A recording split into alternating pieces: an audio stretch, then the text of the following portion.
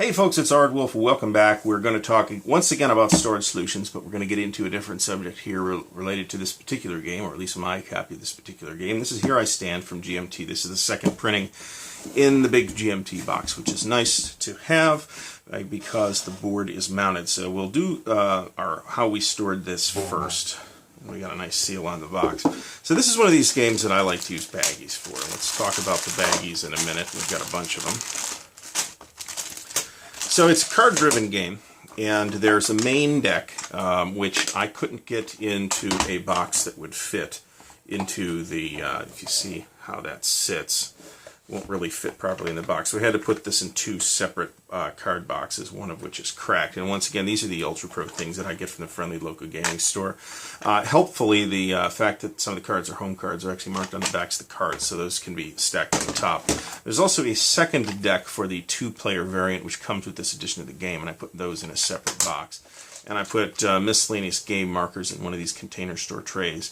Somebody's going to ask, you can go to containerstore.com and find these. They are called mini compartment boxes, and they have other sizes of compartment boxes. If asked, I will provide a link. We'll talk about the dice at the end. The reason I put these in baggies is there's basically a baggie for each faction, and the majority of the contents of each bag are either armies or these political control or religious control markers in the case of the Protestants. There's, I think, 6 factions in this game. 3, 4, 5, 6. And then I've got one for the miners. This didn't seem to be a particularly good type of solution for this, which is normally kind of the first place I'd go with this type of game. Because, like I said, the majority of the pieces in here are either those political control markers or the army markers. So you'd have like 2 or 3 pieces, well, not 2 or 3, but you'd have a handful of pieces in here, a handful of pieces in here, and then the rest would be filled with those other markers. And the counters are all, not all, but mostly oversized. So I didn't really want to deal with that. So this is, again, the type of thing where I can say, here, Protestant player, take the brown bag, and you're all set. Now I'll talk. There's also another baggie of the stands, which you use for the leaders once they come out on the board. I guess I'll talk briefly about dice. When assembling my copy of the Napoleonic Wars, I said, boy, after I played it, wouldn't it be awesome if each player had their own dice and their own color, because you use a lot of dice in that game. And this is it's a similar system in Here I Stand, but you don't use quite as many dice, which sounded like a great idea. And I was able to do that for the Napoleonic Wars without too much trouble, just using these Chessex, I don't know what these are, 10mm dice or something like that. But if we do that here, and you notice I don't have as many. You haven't seen my copy of the Napoleonic Wars, but it's hilariously overpackaged. So I'm able to find green dice and red dice for no problem. But one of the factions in this game are the Protestants, and they are brown. Good luck finding brown dice. A D6 isn't anything like this type of size. Nobody makes brown dice. Tan dice, maybe. You might be able to find tan, but these guys aren't tan, they're brown. I got these from Colonel Luzaki at Origins. Actually, he just had a bowl of them sitting around, completely unlike all his other dice. And I'm like, oh, I found the brown dice, finally, after several years of searching for them. So we'll put these back in the bag.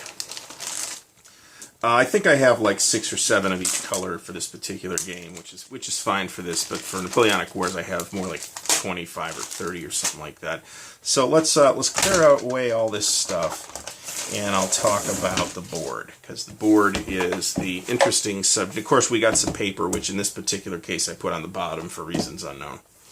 So the second time I opened this game up, I mentioned in a couple previous videos that GMT boards tend to buck a little bit when you lay them flat for the first few times. And you can try and bend it back. And I broke one, and this is the one that I broke. So what I did was I took some fabric tape. This is not duct tape. It's actually a fabric tape. It's this stuff. There's no name or recognizable manufacturer anywhere on this stuff. And I've had this roll, as you can see, for like 20 years. I used to work for a hardware distributor. And for a while, until people abused it and they stopped,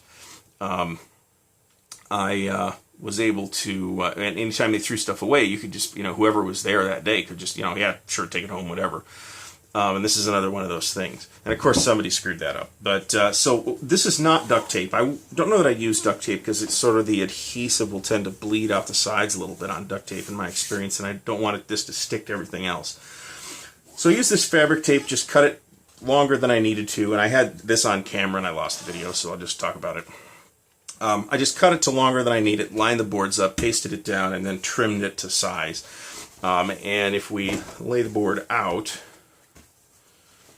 we'll look at, let's see here, I'm trying not to break it again. You see this, we have a nice tight seam between these two halves, and the repaired side, it's not quite as tight. There's a little bit of a gap there. But I've laid it all out, and it seems to work okay. And it means I don't have to monkey around with board repair on the spot anytime I want to play this thing. It is not a terribly easy game to engineer a game of, because, in person anyway, because it's one of those games that plays best with multiplayer, and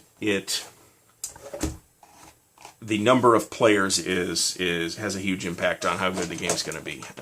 With say 3 or 6 players, it's fantastic. It's a really terrific game. With like 4 or 5 players, it's not as good, just because of the way that you have to break the factions up. And it's not like you can like leave factions out. It doesn't work that way. But there's a 2-player variant too, which I haven't tried.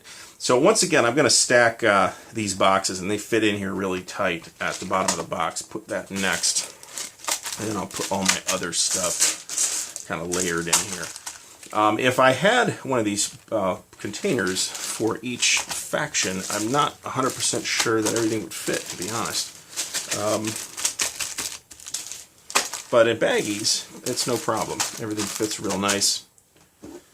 And it's pretty easy to take apart and set up when the time comes to play. Here I stand. So we got into a little bit of a secondary subject with board repair, which I hope was useful to you, and we talked a little more about board game storage options, and I wanted an example of something that I keep in baggies. I may have another example in the future when I talk about games in multiple boxes that are then combined. I've also got to talk more about games that just don't store in their original boxes in any respect.